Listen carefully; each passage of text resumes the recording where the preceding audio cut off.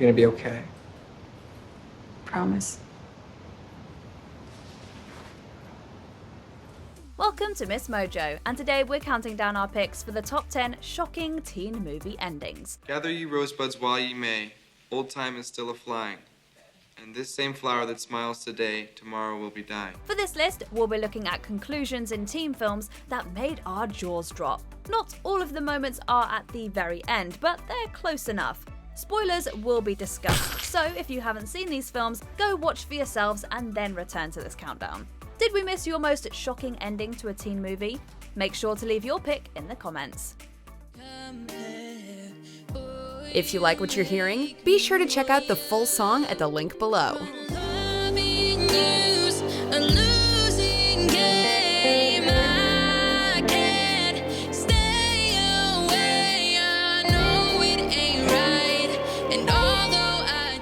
Number 10, Sailing Off into the Sunlight, Midnight Sun.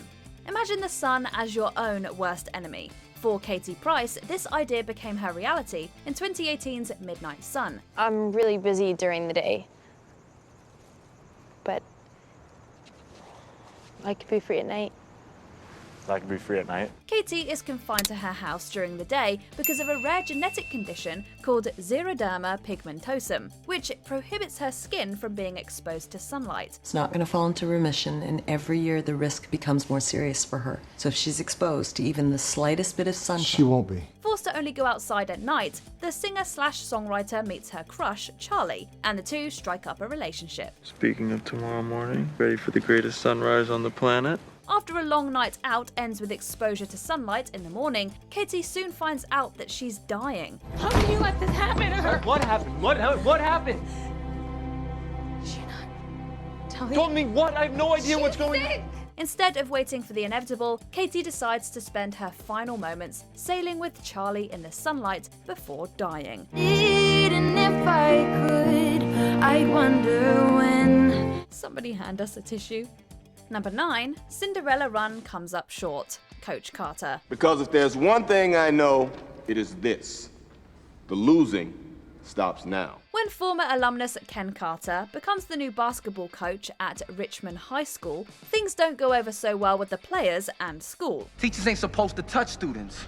I'm not a teacher. I'm the new basketball coach. Coach Carter brings a disciplinarian attitude to coaching, both on and off the court. The contract states that the players must maintain a 2.3 grade point average and that the players must attend all their classes and sit in the front row of those classes. The team struggles to buy in at first, but after a huge victory at the holiday tournament, Coach Carter has Richmond undefeated on the season. After a temporary strike due to the declining academics, players work together to improve their grades and enter the state tournament as an underdog. Gentlemen, just because you deserve this doesn't mean they're gonna give it to you. Sometimes you gotta take what's yours. In the state quarterfinals, Richmond takes a 2-point lead with seconds remaining, but their opponent, St. Francis, makes the game-winning basket at the buzzer, heartbreakingly ending Richmond's season. You've achieved something that some people spend their whole lives trying to find. What you achieved is that ever-elusive victory within. And gentlemen, I am so proud of you. Number 8, Tragedy at the Blue Hole, All the Bright Places. In a small Indiana town, Violet and Finch are two damaged teenagers, each with their own set of issues. Okay. What just happened? That was so weird. Violet feels survivor's guilt after a car crash kills her sister, while Finch suffers depression and bipolar disorder after his father abused him. We do not remember days. We remember moments.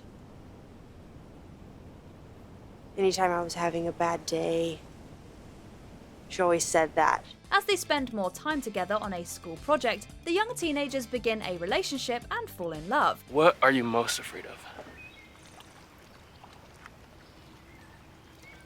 Dying? I don't believe that. Being ordinary. However, Finch's mental health severely deteriorates, and he sadly decides to drown himself at the Blue Hole, one of the sites that they explored for their school project.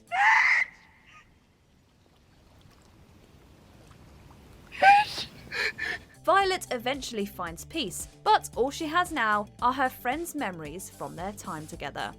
Number 7. Goodbye, Thomas J. My Girl. There's nothing purer than young love between two kids. Hi, Veda. Hi. Wanna ride bikes? Sure. Veda, an intelligent 11-year-old with hypochondria, forms a special friendship with Thomas J., a boy that's essentially allergic to everything. Chocolate? To everything. Veda can be very bossy to her friend, but Thomas J. is always supportive and understanding. Eventually, Veda and Thomas J. share a kiss as their friendship grows stronger. 1, 2, 2.5,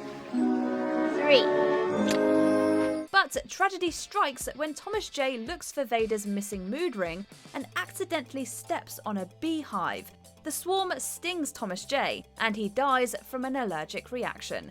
If that wasn't sad enough, the scene where Veda cries over Thomas J. in the casket will leave you in shambles. And where is his glasses? He can't see without his glasses. Put his glasses on. Number 6. Charlie's Secret About Aunt Helen. The Perks of Being a Wallflower. Based on the best-selling novel of the same name, the film tells the story of Charlie, a lonely and depressed high school freshman who finds friendship with two seniors, Sam and Patrick. This is Charlie Kalmekis. Kalmekis? No shit. Your sister's dating Ponytail Derek, isn't she? Is that what they call her? As the year passes, Charlie begins to come out of his shell and even falls in love with Sam. My aunt had that same thing done to her too, and she turned her life around. However, Charlie suffers a mental breakdown after it's revealed he was abused by his aunt as a young boy and blames himself for her sudden death. Stop crying. Stop crying. Although Charlie gets the help he needs and rekindles his friendships, the audience can't help but feel bad for Charlie, knowing this stunning revelation from his childhood. I can see it. This one moment when you know you're not a sad story. You are alive. Number 5. A Bet Gone Wrong. Cruel Intentions. When wealthy teenagers make wagers, good things rarely happen. About that little wager of yours. Count me in. The manipulative Catherine Murtoe makes a bet with her stepbrother, Sebastian Valmont. If Sebastian can't seduce Annette Hargrove, the headmaster's innocent daughter, then Catherine gets his car. If Sebastian succeeds, he gets to bed the one girl he's never had, Catherine. What makes you think I'd go for that bet? That's a 1956 Jaguar Roadster. Because I'm the only person you can't have and it kills you. After he successfully beds Annette, Sebastian calls off the bet since he has developed feelings for her. Please stop! It's okay, you can laugh. Tragically, the bet ends with deadly consequences. Catherine lies to the music teacher, Ronald, that Sebastian hit her, which causes Ronald to fight the stepbrother in Central Park. When Annette tries to stop it, she gets thrown into traffic. Sebastian sacrifices himself, pushes Annette out of the way, and gets hit by a car, killing him shortly after.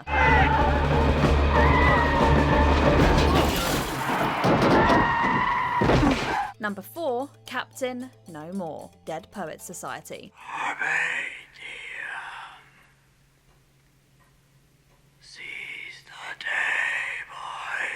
The 5th highest grossing film of 1989 is a coming-of-age story at an elite boarding school in Vermont. Mr. Keating, played by the legendary Robin Williams, is the school's new English teacher. Come on, rip it out. Thank you, Mr. Dalton. Gentlemen, tell you what, not just tear out that page, tear out the entire introduction. Through his unorthodox methods, Mr. Keating encourages the boys to look at life from a different perspective and pursue their dreams. I know this sounds impossible, but you have to talk to him. You have to show him who you are, what your heart is. I know what he'll say. He'll tell me that acting's a whim and I should forget it. Unfortunately, one of the students, Neil Perry, takes his own life after his father withdraws him from the academy in favour of military school, which is already shocking in and of itself. Oh my God! Oh! Oh, my son! My son, my poor son!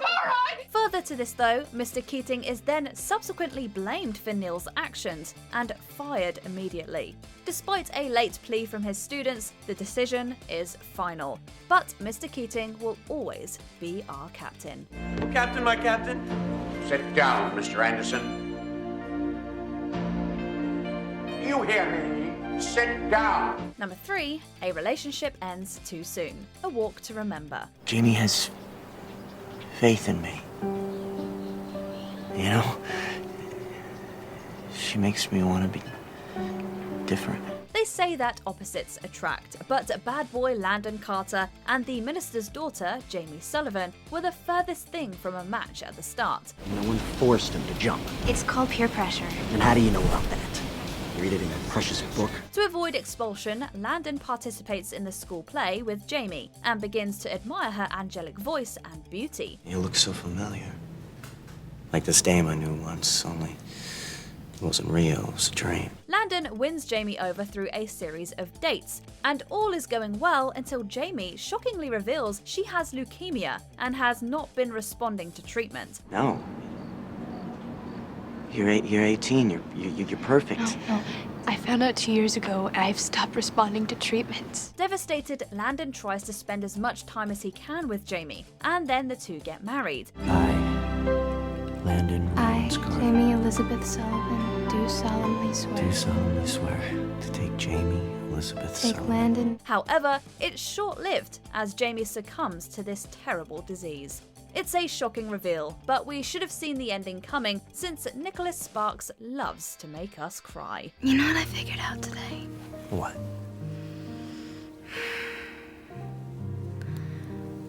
Maybe God has a bigger plan for me. Number 2, goodbye from a distance, 5 feet apart. What are you doing here?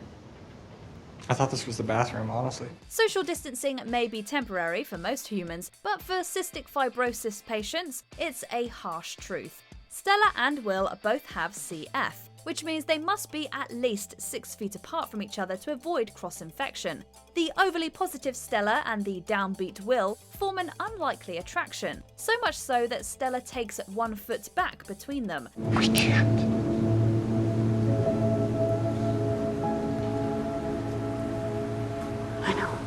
After another patient unexpectedly dies, the duo decides to leave the hospital for a frozen pond, but tragedy strikes when Stella falls through the ice. Stella! Stella! Will saves her life through CPR, and Stella later gets a lung transplant. But their relationship was not built to last, as they must separate from each other to prevent further illness. I need you to be safe. From me. Before we unveil our top pick, here are a few honourable mentions. Ricky gets caught in the crossfire, Boys in the Hood. Ricky's bright future is cut short because of a revenge attack. Ricky!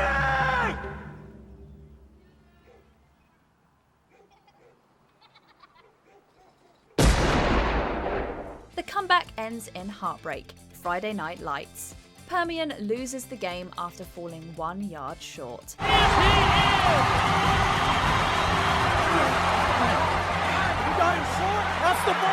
A daughter gets her revenge, Carrie. Carrie finally stands up to her mother in a deadly way. Before we continue, be sure to subscribe to our channel and ring the bell to get notified about our latest videos. You have the option to be notified for occasional videos or all of them. If you're on your phone, make sure you go into your settings and switch on notifications. Number 1. Cancer rears its ugly head. The Fault in Our Stars. Hazel Grace Lancaster is a smart and witty teenager whose best friend happens to be her oxygen tank, thanks to thyroid cancer in her lungs. Why are you looking at me like that? Because you're beautiful. At a support group, Hazel meets Gus, who is in remission, and the two begin to bond over literature and the fact that they've both had cancer. When I first got sick, they told me I had an 85% chance of being cancer-free. Great odds, but that meant a year of torture, the loss of my leg, and still a 15% chance it might fail. On a trip to Amsterdam, Hazel and Gus fall in love and spend a romantic evening together. However, that happiness is short-lived after Gus reveals his cancer returned and spread throughout his body, making it terminal. Well, it appears my entire body's made out of cancer now, so sorry to one up you, dude. The two lovers spend as much time together as they can before Gus tragically dies. We've all seen the ending now, and it still makes us cry. It's a good life, Hazel Grace.